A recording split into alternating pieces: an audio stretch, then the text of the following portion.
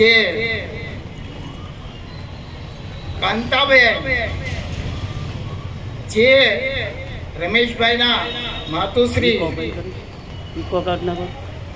જેનો દેહ વિલય થયો એની દશા નિમિત્તે આજે જે આપણને ભજન સત્સંગનો જે લાવો મળ્યો ખરેખર આપણા સૌના ધન્યવાદ કહેવાય કે જેના પાછળ જે ભજન થાય એ વ્યક્તિ પણ ખરેખર ભાગ્યશાળી કહેવાય. તો એ ખરેખર જો આપણે ગણીને તો એ મારા મોટા ભાઈના ઘરના એટલે મારા ભાભી હતા. પણ ખરેખર ભાગ્યશાળી જીવડો જોવો છે એની પાછળ આપણને ભજન સત્સંગનો લાવો મળ્યો.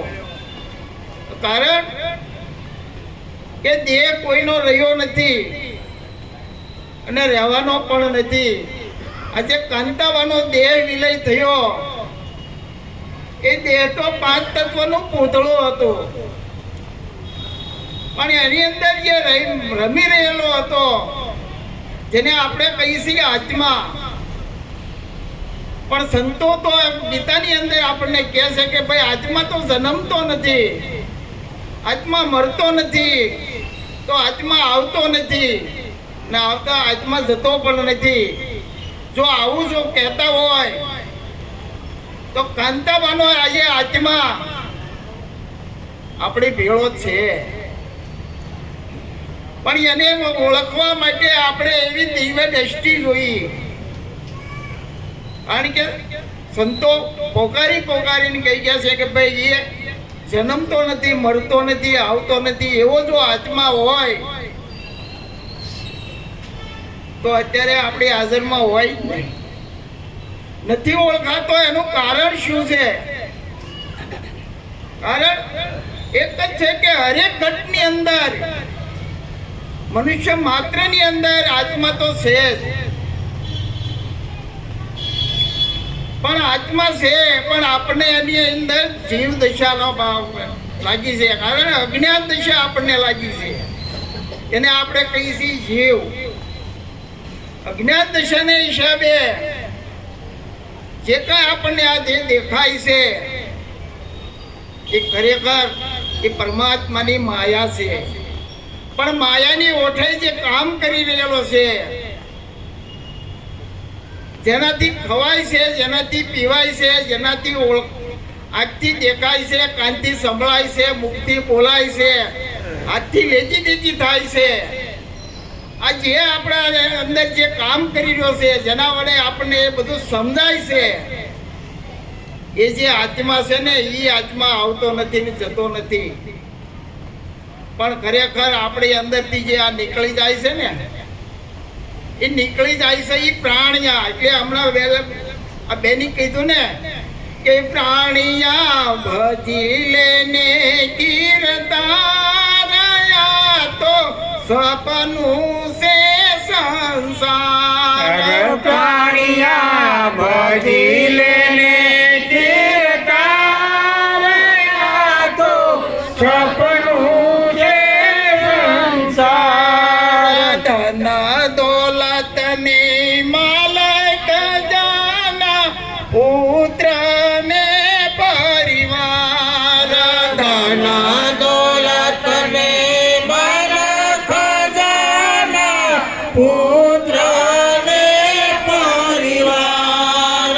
તે તો દાજીને તારે જાવું છે એકલું. તે તો રાજીને તારે જાવું છે એકલું. ખાશો જમના માર પ્રાણિયા ભજી લેને કીર્તાનયા તો સપનું છે સંસાર. પ્રાણિયા ભજી લેને કીર્તાનયા તો સપનું છે સંસાર. ખરેખર આપણા દેહની અંદર જે કાંઈ નીકળે છે ને એ આ પ્રાણ નીકળે છે. પણ પ્રાણ નીકળે છે એ એને આપણે જીવ કહીએ છીએ. પણ આ સંસાર વ્યવહારની ભાષામાં આપણે જીવ કહીએ છીએ, એ વાત બરોબર છે, પણ ખરેખર જીવ છે ને એ જ બ્રહ્મ છે ને બ્રહ્મ છે ને એ જ આત્મા છે. પણ અજ્ઞાન દશાને હિસાબે આપણે એને જીવ માની બેઠા. આ આપણે જીવ માની બેઠા છીએ એટલે આપણે આ સંસારની સાથે તાદાત્મ થઈ ગયા છીએ. એટલે આપણે આ રંગ ને રૂપ ને આકાર એમાં આપણે ભૂલા પડી ગયા છીએ. પણ ખરેખર આ જે છે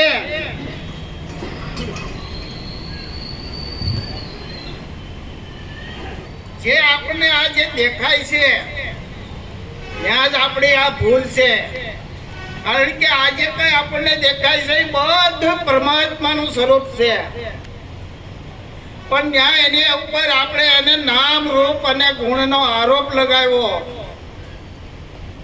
પછી આપણે કોઈના નામ આપી કે અમારા દાદા થાય, અમારા પિતા થાય, અમારા મા થાય, અમારા ભત્રીજા થાય, અમારી વાડી છે, અમારો વજીફો છે, અમારું ઘર છે, અમારું ગામ છે. આ જે આપણે આરોપ લગાવ્યા છે એ આરોપ ખરેખર મિથ્યા છે. એ જ આપણી પોતાની અજ્ઞાન દશા. પણ ખરેખર સંસાર વ્યવહારમાં રહેતા હોય ને એ પણ હાસું છે, ખોટું કહેવાય એવું નથી. એટલે સંતોએ ત્યાં શબ્દ વાપર્યો છે મિથ્યા. જો ખોટું હોય ને તો મિથ્યા ના વપરાય, પણ મિથ્યા એટલે છે સતાય નથી, એને મિથ્યા કહેવાય. કારણ કે પરમાત્માનું જે સ્વરૂપ છે પણ આપણે એની માટે નામ આપી દીધું કે ભાઈ આ ગીતાબેન છે, આ રેખાબેન છે, આ હંસાબેન છે. પણ ખરેખર આપણે વિચાર કરીએ તો આત્મા તો એની ઉપર છે ને. પણ આત્મા પોતે જ આ જગતની અંદર રમવા આવ્યો હતો. આજે આત્મા પોતે રમવા આવ્યો હતો ને આપણે એની ઉપર નામ રૂપને આરોપ લગાડ્યો, ત્યાં જ આપણી ભૂલ થઈ. જો ખાલી હવે એટલું જ આપણે ફેરફાર કરવાનો છે, જે આપણને નથી દેખાતું, જે આપણને નથી દેખાતું એ હાસું છે ને જે આપણને દેખાય છે એ ખોટું છે. એમાં આપણે ફેરફાર કરવાનો છે કે આપણને જે આ રૂપ નામ રૂપ ગુણની અંદર જે આપણને દેખાય છે પણ એની અંદર રહેલો જે આત્મા છે એ આત્મા આપણને નથી દેખાતો. પણ ખરેખર આત્મા પોતે જ 5 તત્વના પુતળો લઈને આવ્યો છે. પણ આપણે અજ્ઞાન દશાને હિસાબથી આત્માને નથી આપણે ઓળખતા. અને આપણા સગા સંબંધી, આપણા ભાઈ ભત્રીજા, આપણા કુટુંબ કબીલા, આપણા જાણ પહેચાન વાળા આપણે આ બધાને ઓળખતા એને નામ રૂપ ગુણથી ઓળખી છે. ત્યાં જ આપણી ભૂલ છે. એટલે સંતોએ એમ જ કીધું છે કે નામ રૂપ ગુણનો નાશ, ચોથું પદ અવિનાશ. જે ચોથા પદનો ભેદ જાણે ને એને જાણવો હરિનો દાસ. કારણ કે આ ચોથા પદનો ભેદ શું છે? એટલે કે છે ને નામ લિયા તેને સબ કુછ લિયા, सकल शास्त्र का भेद, बिना नाम नरके गया पढ़ पढ़ चारों वेद. वेद धके ब्रह्मा धके धके शेष महेश, પણ ગીતાજીમાં ગુરુ ગમ નહીં વહાં સદગુરુ કા ઉપદેશ. ગીતા તો લગભગ જે હિન્દુ ધર્મ પાળતા હોય લગભગ બધા ગીતાને માનતા હોય, ગીતા વાંચી હોય, પણ ગીતા જેમ કહી ગયા છે એમ કોઈ કરતું નથી. કારણ કે એમાં ભ્રમ છે, એમાં આપણે ભ્રમ માની લીધો છે, પણ એમાં ભ્રમ છે. પણ એમાં જે છે આપણે એની જે આપણને મરમ મૂકેલો છે. એટલે કે છે ને ગીતાજીમાં ગુરુ ગમ નહીં વહાં સદગુરુ કા ઉપદેશ. જો સદગુરુની શાન જો તમને મળી ગઈ હોય અને શાનમાં જો પોતાની ભાન રહી ગઈ હોય તો જેમ સેમ આ સૃષ્ટિની અંદર પરમાત્મા તો છે જ. એવું નથી કે આપણે કઈ આ જ્ઞાન લઈ લીધું એટલે આપણે કઈ શાન મળી ગઈ એટલે આપણે આત્માને ઓળખી ગયા. પણ કારણ કે આત્માને ઓળખવા માટે તો આપણે પોતાને મટી જવું પડે. હજી આપણે જ્યાં સુધી આખે આખા રહેવું નહીં ત્યાં સુધી આત્મા નહીં ઓળખાય. આજે જીવરાજભાઈ રહેવું છે ને કે હું આત્મા છું એવું નહીં હાલે. કારણ કે આમાં આપણે અત્યારે બહાર દ્રષ્ટિ આપણી આ ફરે છે અને બહાર દ્રષ્ટિની અંદર જ આપણે આ ભૂલા પડ્યા છીએ. એ દ્રષ્ટિ જ્યારે અંતર્મુખ થાય, કારણ કે સદગુરુ મહારાજે આપણને ગાદીની અંદર અંતર્મુખ દ્રષ્ટિ બતાવી છે કે ભાઈ તું પાછો વળી દો, કે તારી સિવાય આ જગતની અંદર બીજો કોઈ છે જ નહીં. પણ એ ક્યારે થાય? આખા વિશ્વની અંદર પરમાત્મા સિવાય જો બીજો કોઈ કામ કરતો જ નથી. પણ એને જો ઓળખવો હોય તો એના ઘટ ભીતરની અંદર પાછું વળવું પડે. જેવી રીતે આપણને તાવ આવ્યો હોય તેવા એ તાવ કેવો છે એ ક્યાંથી ખબર પડે કે ટાઢીઓ છે કે મેલેરિયા છે કે ટીબી છે કે જે કાંઈ હોય. એના માટે આપણે લેબોરેટરી કરાવી છીએ. એ લેબોરેટરી અંદર 2 ટીપા ખાલી આપણે લોહીના લેશે અને આખા શરીરનું આપણે શરીરની અંદર શું રોગ છે એ બધું આપણને બતાવી દેશે. એમ આ વિશ્વની અંદર પરમાત્મા તો વ્યાપક પદમાં છે, પણ વ્યાપક પદમાં છે અને આખી સૃષ્ટિના બધા કામ પણ એ જ કરે છે. પણ એને તમે જગતની અંદર ગોતવા જાઓ તો મળશે નહીં. એના માટે પોતાને પાછું વળવું પડે છે. એટલે કે છે ને અંતર ભીજાવીને ઉભરો નહીં આવે, ન થાય સાચે સાચી વાત. જ્યાં સુધી આપણે પોતાની અંદર અંતર છે એ કયું અંતર? આપણે એને ગુરુજી મને એ આપણે જુદા જોઈએ છીએ. આપણે એને પરમાત્માને જુદા જોઈએ છીએ. આપણે હજી આત્મા કંઈક વિશિષ્ટ સ્વરૂપે જોઈએ છીએ. એ જ આત્મા આપણા ઘટ ભીતરની અંદર છે. જો એ ઘટ ભીતરની અંદર જે આત્મા છે તો એ તમને ઓળખાઈ જાય. એટલે સંતોએ કીધું પાછો વળીને જુઓ, એટલે અંતર્મુખ થવાશો ને. એટલે માટે સંતોએ કીધું છે કે ભાઈ ધ્યાન કરો, અનુભવ કરો. તો અનુભવ કેવો? કે અનુભવ એવો જેના અંતરમાં ઉદય થયો, કૃત્ય ટળા સગળા જેને આત્મા લયો. અનુભવ કેવો છે કે ભાઈ જેને પોતાને આત્માની અંદર ઉદય થાય એટલે એને ઉભરો આવે અને બધા એને કૃત્ય ટાળી જાય. પછી એને કોઈ મારું નથી, કોઈ તારું નથી, કોઈ આવતું નથી, કોઈ જતું નથી, કોઈ રંગ નથી, કોઈ રૂપ નથી. કે સંતોએ આવી દશા એ ઊભા છે. આ જે સંતો જે વાત કરે છે ને, એટલે આ વાતમાં ન રહી જાય. એટલે કે છે ને વાતે વાળાને ઉપજે, વાતે વાળું ના થાય. પાણીનું જો ઘી બને તો દુનિયા લોકોશિત ને ખાય. એટલે આપણે સંતો કદાચ બેઠા બેઠા સત્સંગની વાત કરે અને વાત સાંભળી લઈએ અને એ વાતને આપણે કાન પવિત્ર કરી નાખીએ કે આ વસ્તુ એવી નથી. એના માટે આપણે પોતાનો અનુભવ કરવો પડશે. એ અનુભવ કરશું એટલે આપણા ઘટ ભીતરની અંદર જે પરમાત્મા રહેલો છે એની જ્યારે જાગૃતિ આવશે, એ જ્યારે જાગૃતિ આવશે ત્યારે આખા વિશ્વમાં કઈ રીતે કામ કરી રહ્યો છે આ બધી સમજણ ત્યારે જ આવશે. જ્યાં સુધી પોતે પોતાને નથી ઓળખતો ત્યાં સુધી આ બધી વાતો છે. એટલે આપણે ગમે ત્યાં સત્સંગમાં જઈને તો ત્યાં આપણે એક પારક શક્તિ આપણને સદગુરુ મહારાજે જે આપી છે કે ભાઈ આ જગતની અંદર તારી સિવાય બીજું કાંઈ છે નહીં. જો આવું આપણને જો જ્ઞાન આપ્યું હોય અને હજી આપણે આ વિષય વિકારો મારા તારામાં, રાગ દેશમાં, નિંદામાં, કૂળમાં, કપટમાં, દગામાં, ફાસલામાં હજી આપણે આમાં રસ્યા પૈસા રહેતા હોય તો એ કઈ જ્ઞાન કહેવાય નહીં. કારણ કે એ જ્ઞાન કોઈને લાગે નહીં. કારણ કે જ્યાં સુધી તમને અંતરમાં ઉદય ન થાય, અનુભવ ન થાય, ત્યાં સુધી આ શબ્દ કોઈને ન લાગે.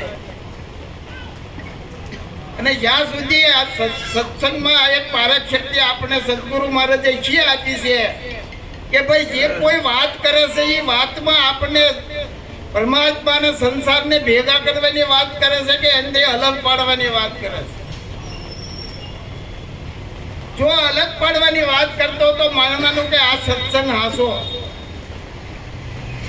જ્યાં સુધી એમ કે તમારે અહીં આમ કરવું પડશે, તમારે અહીં ફલાણું કરવું પડશે, તમારે ઢીકડું કરવું પડશે, જ્યાં સુધી સત્સંગની અંદર આવી જે વાતો આવશે ત્યાં ત્યાં માની લેવાનું ત્યાં ભાઈ મીંડું જ છે.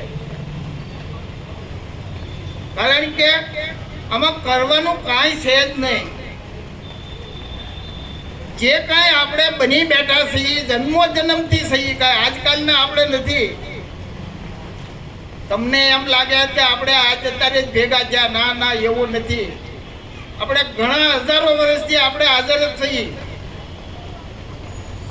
કારણ કે બધા આત્માના સ્વરૂપ છે ને આત્મા કોઈ દી આવે જાય તો એ હોય ને રામ વખતે હોય, કૃષ્ણ વખતે હતો અને અત્યારે પણ છે. પણ આપણે અજ્ઞાન દશાને હિસાબે આપણે કયા સ્વરૂપે હતા એ આપણને ખબર નથી. બાકી આત્મા એટલે કૃષ્ણમાં એ જ આપણા આત્મા હતો ને એ મારા તમારામાં પણ એ જ આત્મા છે. આ સંતોએ આપણે આ આત્માની વાત કરી છે. એટલે હમણાં કીધું ને આત્માને ઓળખ્યા વિના લક્ષો રાશિ નહીં મટે, ભ્રમણાને ભાંજ્યા વિના ભવના ફેરા નહીં મટે. કારણ કે ઓળખો અને તમારી અંદર જે કાંઈ ભ્રમ હોય, મારા તારાનો, હું પણાનો, રાગનો, દેશનો, નિંદા, કુટપટ, આ જે કાંઈ આપણામાં ભ્રમ ઊભો છો છે ખાલી ભ્રમ કાઢવાનો છે. કાંઈ જગતને સુધારવા જવાનું નથી. જગત તો જેમ છે એમ છે. ખાલી આપણે જે બહાર દ્રષ્ટિની અંદર જે આપણે અજ્ઞાન દશા જેને કહેવાય આપણા ભ્રમ લાગી ગયો છે, આ ભ્રમ કાઢવાનો છે. એટલે એ ભ્રમમાં આપણા પોતાની અંદર વાલ ફેરવવાનો છે. જે બહારની દ્રષ્ટિ આપણે છે ને એ અંતર્મુખ કરવાની છે. જો આટલું થઈ જાય, આટલું જો આપણને સમજણમાં આવી જાય તો ખરેખર આત્માને ક્યાંય ગોતવા જવાનું જ નથી. પણ મોટા મોટી આપણે ભૂલ એ જ છે ને આત્મા આપણી હામો છે, નજર હામે છે. એટલે તું પોતે જ આત્મા છો અને આપણે ગામમાં ગોતવા નીકળ્યા છીએ. આ જ આપણી મોટા મોટી ભૂલ છે. એટલે આત્માને ગોતવાનું નથી, પરમાત્માને ક્યાંય ગોતવા જવાનું નથી. જે આપણી અંદર આવરણો પડ્યા છે, આપણી અંદર જે ભ્રમ ઊભો કર્યો છે, આ ભ્રમ ભાંગવાનો છે, ખાલી આવરણો કાઢવાના છે. કારણ કે આત્મા તો છે જ. જેમ આપણે કૂવો ખોદતા હોઈએ તો કૂવો ખોદતા હોય તો ઉપરથી માટી નીકળે, કાળી માટી નીકળે, પછી ટાઈસ નીકળે, પછી મુઠિયા પાણા નીકળે, પછી કાળમીન પથ્થર નીકળે, પછી પાણી નીકળે. કાળમીન પથ્થર તૂટે એટલે કે પાણી નીકળે. તો પાણી ખરેખર હતું કે નહીં આવ્યું? એવી રીતે આત્મા તો છે જ. એને તો બહાર આવવું છે, બહાર. કારણ કે એ જે બહાર આવવું છે છતાં નથી આવી શકતો એનું કારણ છે કે જે આપણામાં કાંઈક જે કચરો ભર્યો છે, આ કચરો કાઢો ને તો ઓલો તો હકારા દેશ છે. પણ એ હકારા કામ એ જ કરે છે, પણ એ અજ્ઞાન દશા આપણે એને ઓળખતા નથી. અને જો કચરો નીકળી જાય તો એ જ આપણને હોકારા દે છે. પછી આપણને આ રેખાબેન ન દેખાય, જીવરાજભાઈ ન દેખાય, આમો આત્મા જ દેખાય.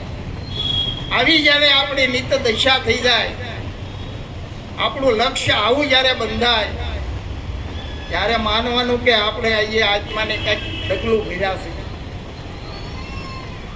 પછી એને આખા વિશ્વની અંદર પરમાત્મા સિવાય બીજું કાંઈ ન દેખાય. આવું જ્યારે લક્ષ્ય બંધાય અને આપણે લક્ષ્ય આવું કહેવાનું છે. નકરી વાતો નથી કરવાની કે કાંઈક કાન પવિત્ર કરી નાખીને આપણે આ વાહ શનિવારના ભજન કરી નાખીએ. આ વસ્તુ આવી નથી. આના માટે તો આપણે થોડી તૈયારી હોવી જોઈએ, આપણી પોતાની તૈયારી હોવી જોઈએ. ને આપણું પોતાનું લક્ષ્ય હોવું જોઈએ કે ખરેખર આપણને મનુષ્ય દેહ શા માટે આપ્યો છે. કારણ કે જે ચાર ખાણીના જીવો છે ને એને તો ખાલી ભોગ વિલાસ છે. ખાના પીના ઓર સો જાના મોત આવે ત્યારે મરી જવાનું, આ જ એનું કામ છે. એમાં કોઈ બીજું કાંઈ એને બંધન નથી. પણ મનુષ્ય દેહ એક જ એવો છે કે એને પરમાત્માની પ્રાપ્તિ થાય.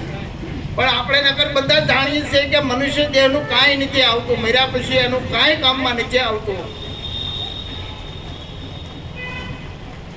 પણ એક ઉત્તમ ગુણ આ એક જ છે કે મનુષ્ય દેહથી પરમાત્માની પ્રાપ્તિ થાય છે. તો આપણને ખરેખર મનુષ્ય દેહ તો મળ્યો જ હોય. જો મનુષ્ય દેહને આપણે સાર્થક કરવો જ હોય તો આમાં લક્ષ્ય લીધા જેવું છે. જ્યાં સુધી આપણે આપણને નથી ઓળખતા ત્યાં સુધી આપણે આ બધી જે કાંઈ ભક્તિ કરીએ છીએ ને બધી ફોકટ છે.